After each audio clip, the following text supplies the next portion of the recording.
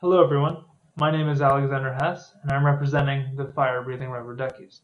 Today I would like to give a tutorial on data mining. So what exactly is data mining?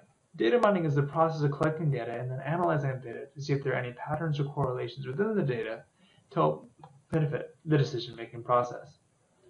So, as I said, data mining is a process, so there are several steps involved before you can get great insights and help increase revenue. Now first to define the problem. So let's say you're Target and you want to make better marketing towards women who are pregnant. Well, first you have to collect a huge amount of data, primarily from transactions. Well, you can see what type of items women tend to buy when they're pregnant. And then you can create a model to see, hey, women in the first 2 months of pregnancy tend to buy unscented lotion. Well, that can be verified by saying this happened consistently over time and through many transactions. Then you gain insights, and you can, as a company, and you can send coupons back to women who tend to be pregnant. This helps to increase marketing and sales. Now, this can also be used in the healthcare system. With applications like Axiom, there can be a tracking of people buying tobacco during certain parts of the day at certain places. And if an individual has asthma, the system will tell the individual to avoid shopping at that particular spot. And of course, data mining is used in sports, as seen in Moneyball, and in business. Now, there are tons of systems that collect numerous data. Let's use consumer resource management as a specific example. Now, what happens is information from the consumer resource management is extrapolated in maybe the form of bank and credit card transactions. So as you go through the purchase, that information is taken and then it is warehoused to later be used to show that you are shopping at the store frequently. So then that store can then send you back information and coupons to further shop in that particular department.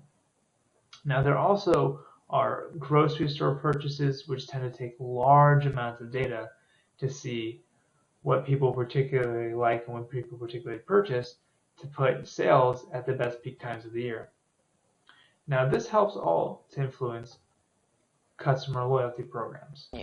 Would you like to join our Priceline Sister Club? Ooh, what does that involve? Well, you give us your name, address, date of birth, sex, phone number and email, and we record every single purchase you make and share that information with third parties. Then we can buy even more information about you from third parties so we can sell you more stuff. And if you not only give us all that information but also spend $100 in store, we'll give you a voucher worth $3 which you will most certainly throw straight in the bin. Where do I sign? So as that short video showed, customer loyalty programs helps send information to third parties to help give you even better insight in what you're buying and when you purchase. So let's say you have this very boot in your shopping cart and you had it for a long time but you don't want to purchase it. Well, guess what? When it's on sale, Facebook will let you know. So the customer loyalty program is even emphasized further with Euclid Analytics. Euclid Analytics is used now by many retailers to track the Wi-Fi on your phone, whether you accept it or not. So the moment you walk in the store, the company can then see where you tend to shop, what you tend to pick up, how long you spend in a particular department, and whether you leave the store after seeing the price in the department. This is done through a process, so it tracks the visits of all the customers, which can then be used to space out time for a particular day when you're busiest. It can check duration when customers tend to spend the most time in the store, and loyalty. So if a particular customer tends to shop a lot, it can then, let's say the individual has a Target app and they're in Target, well, it can show where they spent the most time in an department and send them information and coupons, possibly, about the item they may have spent a long time looking at.